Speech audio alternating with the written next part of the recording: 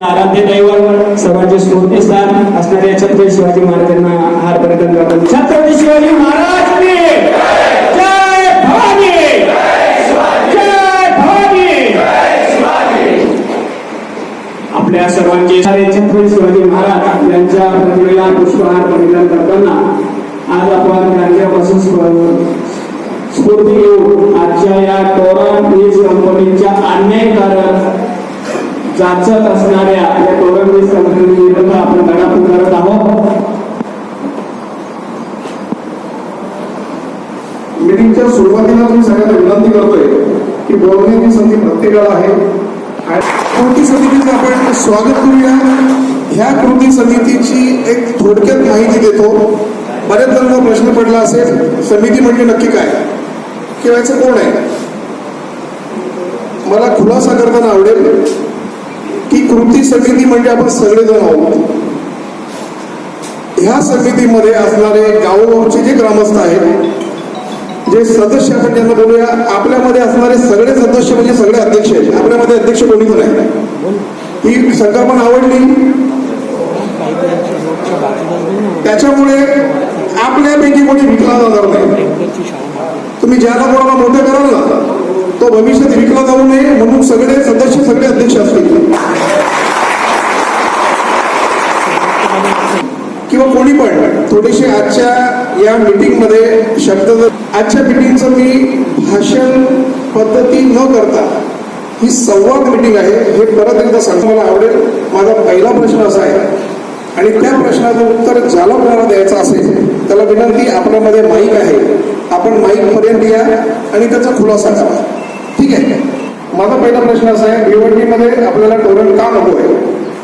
तुम्ही जी उत्तरं द्याल त्या उत्तरामध्ये आपले निवेदन दडलेलं आहे जे आपल्याला कुठे कुठे द्यायचे त्याचाही मी खुलासा करणार आहे. किंवा व्याजदर आणि भेटणारा जो लिमिट आहे तो आपल्याला किती दिवसात येतो हे आपण कधीच नाही बघत.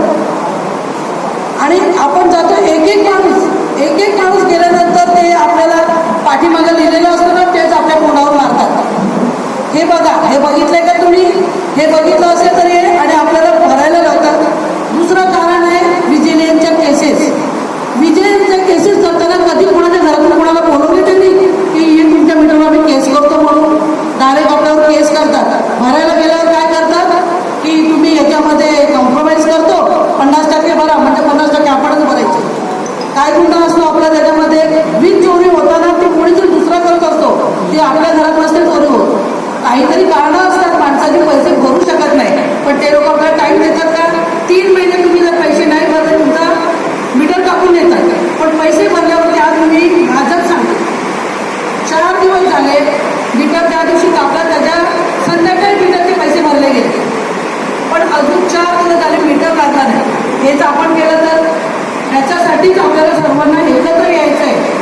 आणि भिवंडीमध्ये जो वीज दर आहे तो तुम्ही या टोरेंटच्या दुसऱ्या ठिकाणी पण प्रोजेक्ट आहेत त्या प्रोजेक्टमध्ये जा तुम्ही तर खूप तफावत आहे इथला रेट आणि त्या रेटमध्ये. मग आपल्या भिवंडीमध्ये काय पैशाची खाण आहे तर आपल्याला एवढा मोठा रेट दिलाय त्यांनी. हा आपण तपासला पाहिजे आणि आपण यासाठी एकत्र येण्याची खूप गरज आहे. पण उतरा ना रस्त्यात, या ना. नुसतं इथे लेक्चर देऊन भाषण करून याला अर्थ नाहीये. एकजूट महत्वाचे. आपण सगळ्या भावाला सुद्धा आपण सोडत नाहीये. हे तर सगळ्यांच्या घरचं उदाहरण आहे हो. तेव्हा कसं आपण रक्त खवळतो ते तर एकच रक्त आहे आपलं भावामध्ये सत्य राहतं त्यालाही आपण सोडत नाही. हे टोरंटोळे कोण आहेत. टोरंटोळे आपल्या नात्याने त्यांच्याशी नाहीये. मग त्यांच्या रक्त खवळा ना आणि एकत्र या. हे विचार करा आणि एकत्र या. ही नागरिकची आपली ताकद आहे. धन्यवाद. इथे मला 2 शब्द माझी संधी दिली. ज्यांच्यावर केस झालं त्यांना माहिती काय असतं. कसं तरी करून होणार नाही.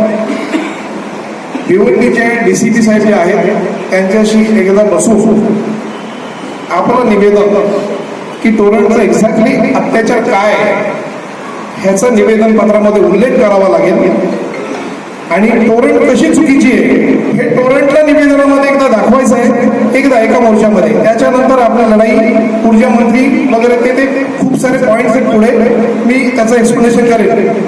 ठीक आहे. आणि मी ज्या वेळेला बऱ्याच लोकांची चर्चा केली, सगळ्यांचं म्हणणं असं होतं, या टोरांच्या लढ्यामध्ये आपल्याला जाती धर्म नाहीये, आपल्याला पक्ष नाहीये, फक्त टोरण हटाव कृती समिती हाच आपला पक्ष असणार आहे. कोई एक कार्यकर्ता बनकर, एक लीडर बनकर एक बड़ा लीडर बनाते हैं. वो सत्ता में जाता है, आमदार बनता है, खासदार बनता है, लेकिन जो हमारी समस्याएं हैं जो गंभीर बन जाती है, नासूर बन जाती है, उसका निवारण नहीं निकलता हमारे चाहने के बावजूद. उसकी वजह मेरा मानना यह है कि जैसे जब हम बीमार पड़ते हैं तो हम खुद का इलाज कराते हैं. क्यों इलाज कराते हैं? मेरा आपसे सवाल, कोई एक साथी बता सकता है क्यों इलाज कराते हैं? क्योंकि हम खुद से प्रेम करते हैं, हम चाहते हैं कि हम जीवित रहें. तो मेरा आप सबसे यह कहना है कि हम हमारे शहर से प्रेम करते हैं. हमारा शहर बीमार है, हमारे शहर में जो बड़ी सेवाएं मिलनी चाहिए वो हम सभी पॉलिटिकल पार्टीज की लीडरशिप की तरफ से नहीं मिली, और उसमें नैले पे देना एक बड़ी प्रताड़ना टोरेंट पावर के लिमिटेड की तरफ से हमारे को दी जाए. ऐसा नहीं है कि इससे पहले इसका सॉल्यूशन निकालने के लिए ऑल पॉलिटिकल पार्टीज की बैठक नहीं हुई. ऐसा नहीं है कि आंदोलन नहीं हुए, आंदोलन हुए, लेकिन मेरा जो अनुभव मैंने देखा कि हमारे शहर से हम अगर प्रेम करते हैं तो हमारे शहर की समस्या के लिए हम सबको एक साथ आना पड़ेगा. साथ में रहते हैं, ऐन वक्त पर सियासत खेल के कमेटी को, जो भी कमेटी बनती है उसको डिस्ट्रॉय कर देते. अगर हम सबका यह मकसद है कि टोरेंट पावर लिमिटेड की प्रताड़ना को भिवंडी शहर से खत्म करना है, तो अपनी अपनी जो भी वकार बका है, हमारी जो लीडरशिप है, उसको खत्म करते हुए, भिवंडी शहर से प्रेम जगाते हुए एक छोटा कार्यकर्ता बनकर हमको काम करना पड़ेगा. तो पॉसिबल हमको यह सोचना है कि टोरेंट हटे या ना हटे, टोरेंट की प्रताड़ना खत्म होनी जरूरी है.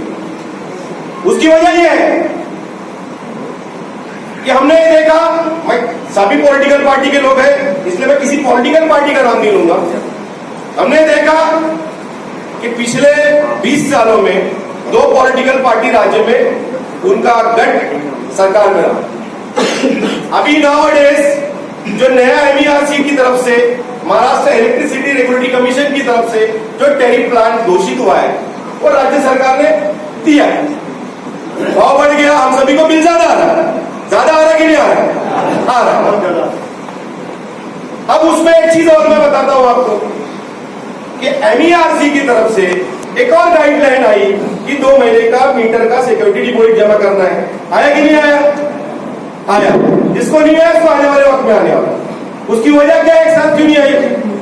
महाराष्ट्र इलेक्ट्रिसिटी रेगुलेटरी कमीशन अधिनियम 2005, उसमें फेरबदल करके 2021 में जब महाविकास आघाड़ी की सरकार थी उसमें फेरबदल किया गया और जो मीटर है उस पे डबल सिक्योरिटी डिपॉजिट लेने का निश्चित किया गया. और उसके बाद जब अधिनियम बना 2021 का, उसमें सीधा सीधा उल्लेख है कि 1 साल का प्रत्येक ग्राहक 1 साल का पूरा एवरेज जो उसका निकलेगा उसके हिसाब से उसको 2 महीने का सिक्योरिटी डिपॉजिट का आपको भेजना है. तो यही वजह है कि मुझे आ चुका है, आपको हो सकता नहीं आया हो क्योंकि आपका 1 साल कंप्लीट नहीं हुआ. आएगा सभी को. और इसमें सबसे बड़ी प्रताड़ना यहाँ की इंडस्ट्री झेलने वाली है मनोज भाई. हम सभी जिससे रोजी रोटी कमाते हैं, इस शहर की जो इंडस्ट्री है, पावर इंडस्ट्री और मोती उद्योग, ये इंडस्ट्री आने वाले वक्त में बहुत बड़े खसारे में जाने वाली है. मैं खुद पावर इंडस्ट्री बिलोंग करता हूँ. छोटे छोटे जो इंडस्ट्री से जुड़े हुए कारखाना मालिक है, 12 यूनिट 18 यूनिट कमीशन में जो चलाते हैं, लाख सवा लाख रुपया पावर बिल आता है. अब सिक्योरिटी डिपॉजिट के रूप में उसको 2 महीने का जब सिक्योरिटी डिपॉजिट जमा करना होगा तो 2-2.5 लाख रुपया उसको जमा करना होगा. बेचारा कहां से जमा करेगा? लेकिन सरकार ने जो रोल अदा करना चाहिए उसको मनवाने के लिए हमें काम करना चाहिए.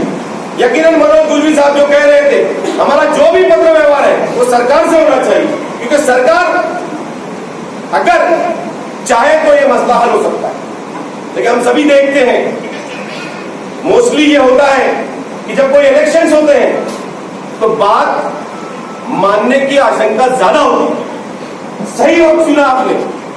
मैं इस फैसले का जो है सताइश करता हूं कि आने वाले लोकसभा इलेक्शन से पहले अगर प्रॉपर कैंपेनिंग के माध्यम से हम राज्य सरकार के सामने, केंद्र सरकार के सामने ये दर्शा पाए हमारे मीडिया बंधुओं के माध्यम से कि Torrent power limited company Bhiwandi शहर में अच्छी सेवा तो दे रही है, लेकिन नाजायज जो धांधली हो रही है वो सरकार के समक्ष हमें साबित करना होगा, चाहे उसके लिए हमें कोई भी संवैधानिक तरीका इस्तेमाल करना पड़े।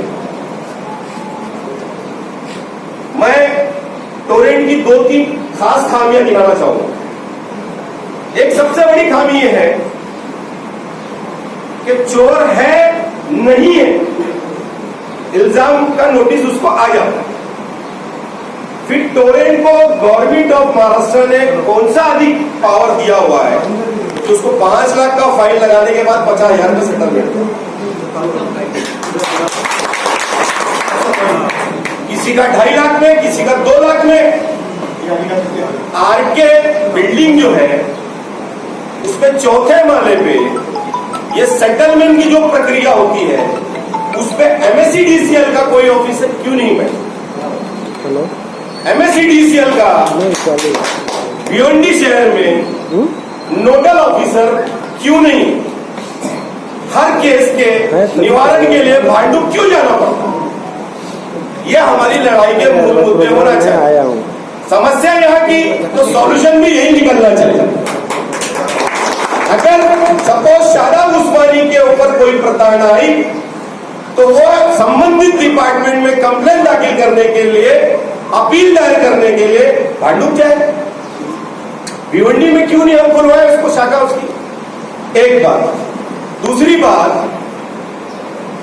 एक 5 लाख का नोटिस दिया, भाई साहब गए, सर मैंने तो चोरी नहीं किया।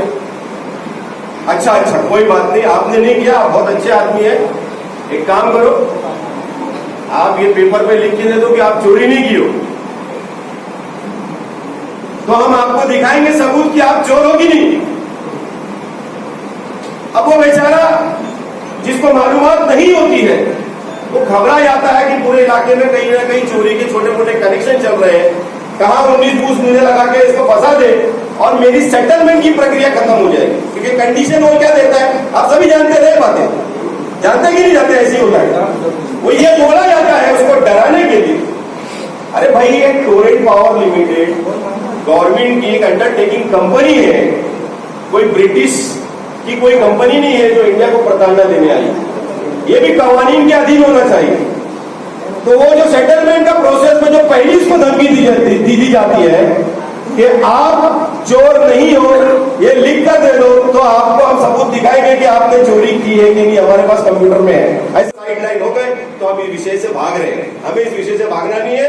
हमें कुर्सी लगाना पड़े तो लगाएंगे, जमीन पे बैठना पड़े तो बैठेंगे, लेकिन टोरेंट भगाओ कृति जो समिति बनी है इसके जो समस्याओं के लिए बनी है वो समस्या के निवारण तक हम लड़ते रहेंगे। जय हिंद। टोरेंट मीटर आपल्याला जे अन्याय करते, एक मीटरचं भाडं लावते, जे मीटर आपण विकत घेतो त्याचं भाडं आपल्याला लागतं।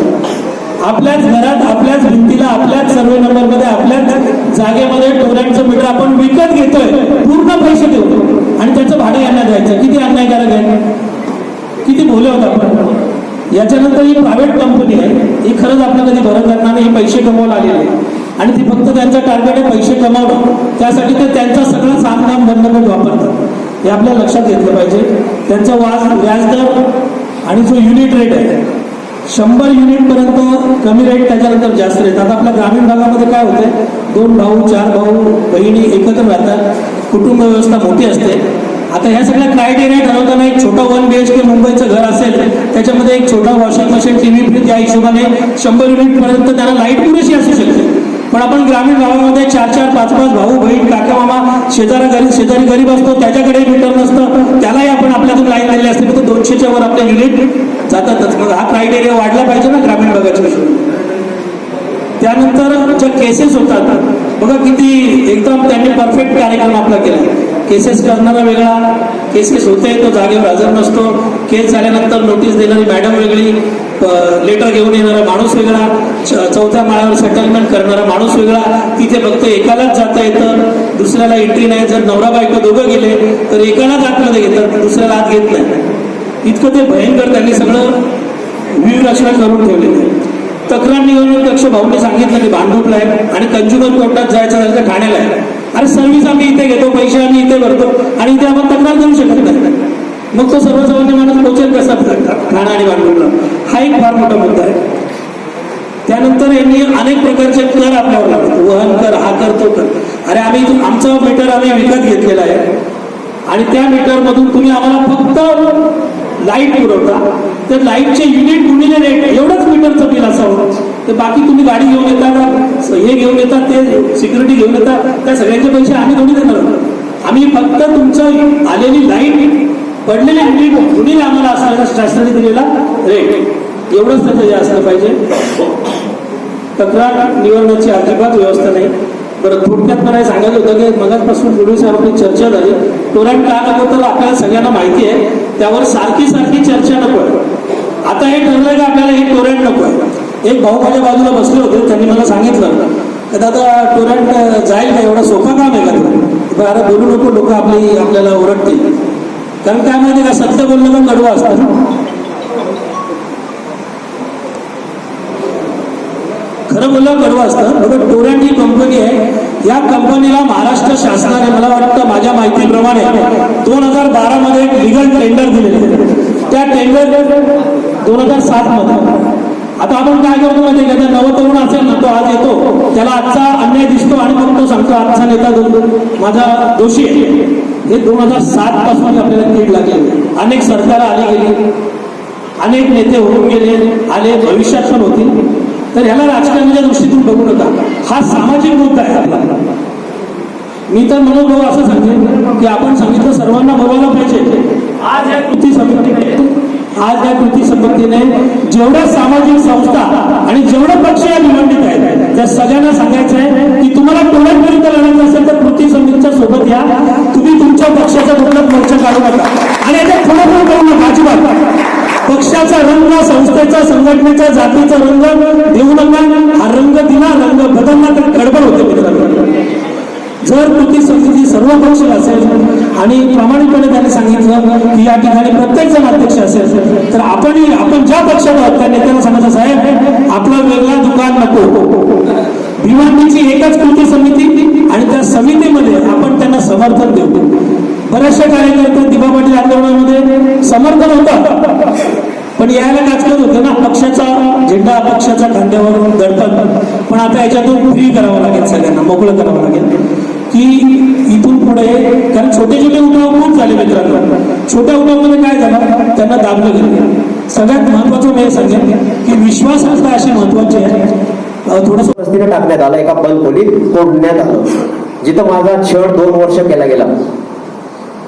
2 वर्ष मला त्या खोलीमध्ये अक्षरशः त्या जिथं मीटर चेक होतात सर्व ग्राहकांचे, त्या मीटरच्या खोलीमध्ये बसवण्यात आलं. मला त्या हाय व्होल्टेज मशीन आहेत, त्या मशीन चालू करा, ऑपरेट करा, हे माझं काम नाही, इलेक्ट्रिकल टेक्निशियनचं काम नाही. तिथं हा इंजिनियरच लागतो. तरी सुद्धा मला त्या मशीनवर बसवण्यात आलं. मी जेव्हा मॅनेजमेंटला विचारलं, उमंग दलाल साहेब आणि सजनानी, व्हाईस प्रेसिडेंट सजनानी आहेत, त्यांनी मला फार रिक्वेस्ट केली की नाही बेटा तू जा. त्याच्यामुळे मला तिथं टाकलं. तिथं खरा तुमच्याशी जो निगडीत संबंध आहे तो आहे तो मीटर, तुमचे कुठलाही मीटर 2 वर्षात त्या मशीनवर मी तरी चेक केलेला नाही.